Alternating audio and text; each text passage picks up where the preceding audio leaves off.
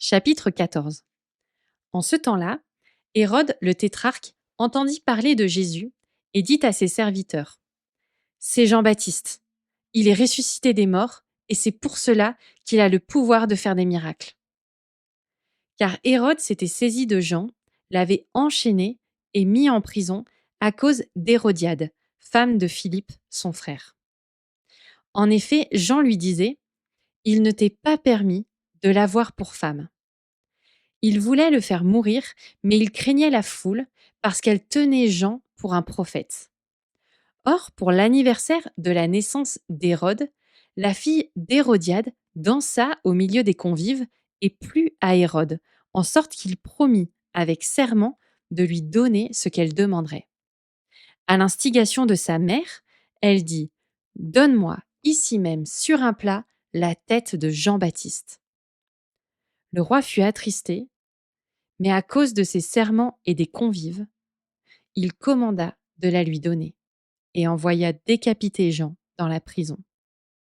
Sa tête fut apportée sur un plat et donnée à la jeune fille qui la porta à sa mère. Les disciples de Jean vinrent prendre son corps et l'ensevelir, et ils allèrent l'annoncer à Jésus.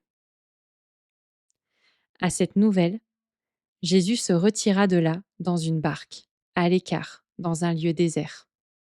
La foule l'apprit, quitta les villes et le suivit à pied. Quand il sortit de la barque, il vit une grande foule, en eut compassion et guérit les infirmes qui s'y trouvaient.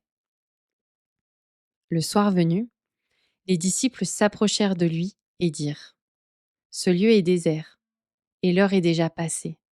Renvoie les foules afin qu'elles aillent dans les villages s'acheter des vivres. Jésus leur répondit: Elles n'ont pas besoin de s'en aller. Donnez-leur vous-même à manger.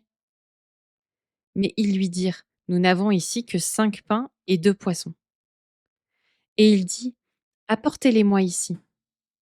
Il ordonna à la foule de s'asseoir sur l'herbe, prit les 5 pains et les 2 poissons, leva les yeux vers le ciel et dit la bénédiction. Puis il rompit les pains et les donna aux disciples, et les disciples les distribuèrent à la foule. Tous mangèrent et furent rassasiés, et l'on emporta 12 paniers pleins des morceaux qui restaient. Ceux qui avaient mangé étaient environ 5000 hommes, sans les femmes et les enfants. Ensuite, il obligea les disciples à monter dans la barque et à le précéder sur l'autre rive pendant qu'il renverrait les foules. Après les avoir renvoyés, il monta sur la montagne pour prier à l'écart. Et le soir venu, il était là, seul. La barque était déjà à une distance de plusieurs stades de la terre, malmenée par les vagues, car le vent était contraire.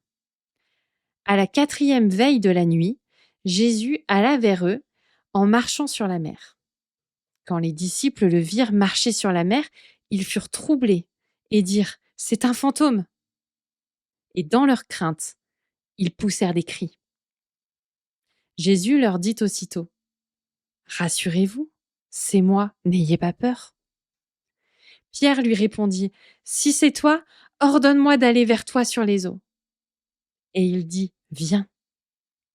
Pierre sortit de la barque et marcha sur les eaux pour aller vers Jésus. Mais en voyant que le vent était fort, il eut peur. Et comme il commençait à s'enfoncer, il s'écria: Seigneur, sauve-moi! Aussitôt, Jésus étendit la main, le saisit et lui dit: Homme de peu de foi, pourquoi as-tu douté? Ils montèrent dans la barque et le vent tomba.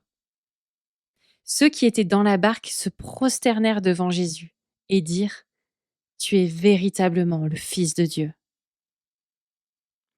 Ils achevèrent la traversée et arrivèrent dans le pays de Génézareth. Les gens de l'endroit reconnurent Jésus, envoyèrent des messagers dans tous les environs et on lui amena tous les malades. Ils le suppliaient afin de toucher seulement la frange de son vêtement, et tous ceux qui le touchèrent furent pleinement délivrés.